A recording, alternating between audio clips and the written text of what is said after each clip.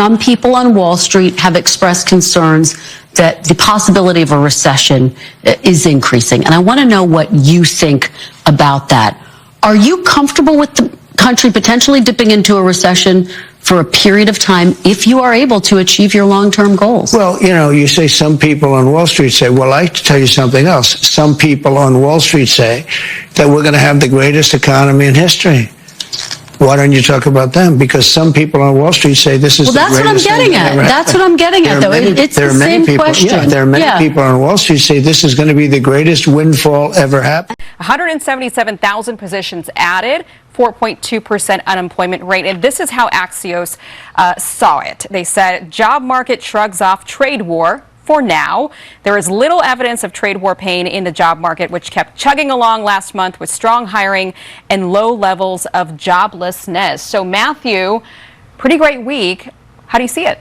Well, if you think about why Donald Trump was elected, right, what were the two big issues? Immigration and inflation/economy.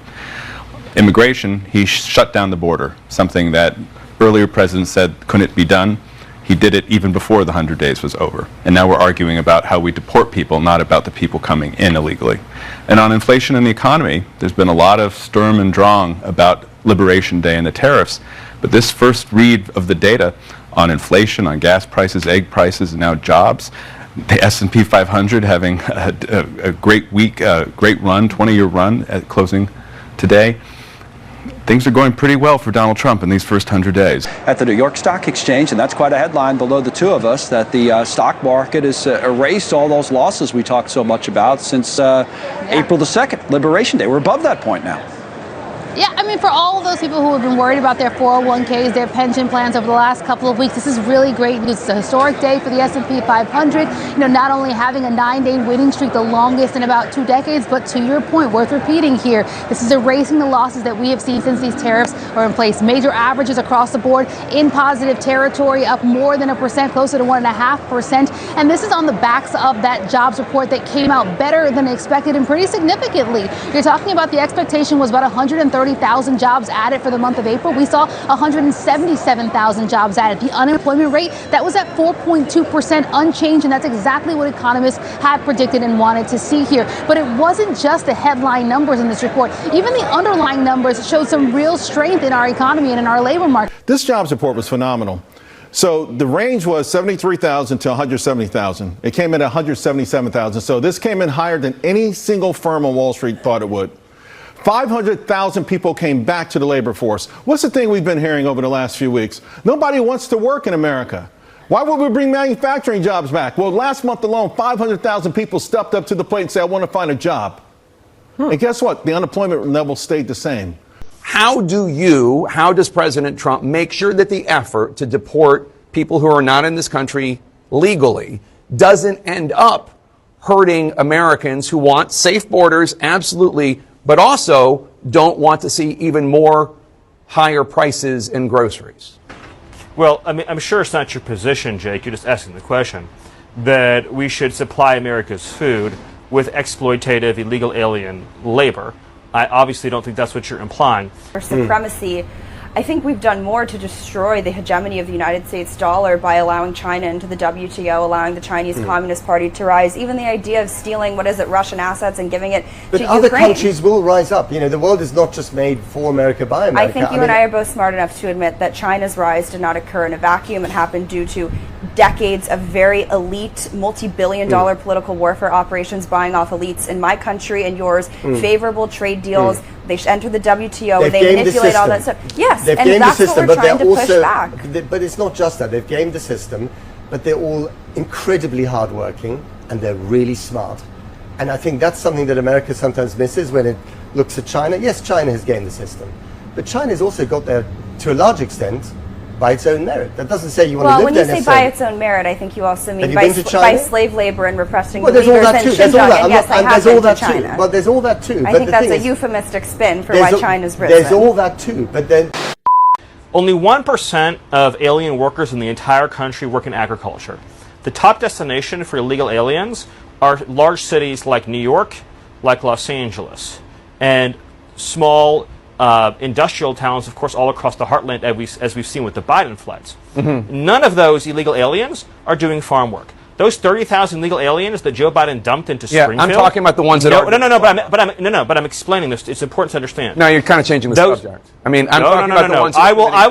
I will give me 30 minutes. I'll go as deep as you want on this. I'm explaining to you and your audience. I'm talking about the ones that work in the agriculture industry. I'm You explaining can come back to you and we your can talk audience. about the ones in the cities. I swear. I'll do the whole answer. The illegal aliens that Joe Biden brought into our country are not full stop doing farm work. They are not. The illegal aliens he brought in from Venezuela, from Haiti, from Nicaragua, they are not doing farm work. They are in our cities collecting welfare. As for the farmers, there is a guest worker program that President Trump supports. Over time as well, we will transition into automation, so we'll never have to have this conversation ever again. But there's no universe in which this nation is going to allow the previous president to flood our nation with millions and millions of illegal aliens who just get to stay here. And we are especially not going to allow a subset of those illegal aliens to rape and murder our citizens. So we are going to unapologetically enforce our immigration laws, and as I'm sure you will celebrate, we are going to unleash the power and might of the U.S. government to eradicate the presence of transnational threats on our soil. 4.2%. Oh, there's two surveys. That's the business survey, right? The household survey, so 400,000 people got jobs last month. It was great across the board. My favorite part of it, if you go in there, is transportation and warehousing. That was supposed to be crushed, right? We have no imports. We have nothing's happening. That was one of the strongest parts of it. That was the strongest number in months. 29,000 jobs in that area alone. I don't know what it means. It could be onshoring has begun, reshoring has begun. I just know it's a positive sign. This was yet another sign of hard data, reality, being so much better than all of the negative headlines, all of the negative surveys. What's really happening in this economy, again, is amazing, and it defies everything that Wall Street has been telling us. You're optimistic, Charles. I love it. I do. I love it. I think people need to seize this moment and understand we live in an amazing country. China cannot beat us. They will not beat us unless we beat ourselves. Inflation as a whole has largely been driven by too much government spending and not enough supply. That will be remedied as we look to the future. Agricultural products are already in line. The tariffs are too insignificant. I know this sounds funny to say, but too insignificant in the size of the overall economy to be a major driver of inflation. We're going to be in great shape as we round the corner towards the holidays. Yeah. Well, you say some people on Wall Street say, well, I like to tell you something else. Some people on Wall Street say that we're going to have the greatest economy in history. Why don't you talk about them? Because some people on Wall Street say this is the greatest. Well, that's what I'm getting at. That's what I'm getting at, though. It's the same question. Yeah, there are many people on Wall Street say this is going to be the greatest windfall ever happened. Let's be honest. Kristen Welker ain't getting at anything except for stirring that damn pot. And this is exactly what they do. They come up with these negative stories and fake news headlines to push rhetoric, push an agenda, a narrative. And then when it's proven to be false and incorrect, and we see what we see here after a month after Liberation Day and all the panic and worry and chaos and fear that they tried to pump out there didn't come to fruition, as we knew it wouldn't. Stay the course, folks. Don't get distracted. Don't lose sight. Don't lose hope or faith. What do we make of this? I brought props with you I today, love a Dana. prop. I went ahead and read the entire law for you, the 1967 Public Broadcasting Act. There is nothing in this law that gives any president the ability to strip away the funding for PBS and NPR. Congress was really specific back 50 plus years ago. They wanted to create an entity that was free of government control. They wanted to make sure no president could ever pressure PBS or NPR. So this is going to be a legal fight, like so many others that we've seen. And I suspect President Trump probably wants it that way. Look at the statement that we've received this morning from the head of PBS, Paula Kruger. She says this is a blatantly unlawful move overnight by President Trump. She says this is going to hurt people around the country because it threatens our ability to serve the American public with educational programming. The lie at the end is key. We are currently exploring all options to allow PBS to continue. NPR is saying the exact same thing. Now, we know that President Trump was already planning on sending a rescission package to Congress trying to claw back the next 2 years of funding for PBS and NPR. That's already in the works. It seems to me he wants to have a fight very publicly with these networks, and he may well get one. Yeah, no, that's 100% what this is. But, yeah, Trump's cutting funding to PBS and NPR. That's not going to go over too well with these libtards. But I've got more that I want to show you and share with you in regard to this negativity campaign. Now, it's not all just hyperbole because there's numbers to back up what he just said. Look at the coverage of RFK Jr., Elon Musk, and Pete Hegseth. Pete comes in at 100% negative.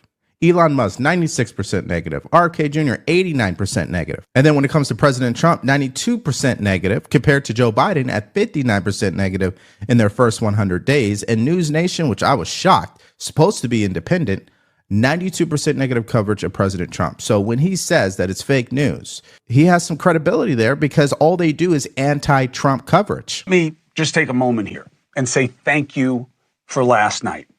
It was such a huge night for us. News Nation put on a town hall that was so legit, thanks to the players and the people in the audience. Our ratings here put us in the running with the other cables. Do you know how amazing that is for a startup?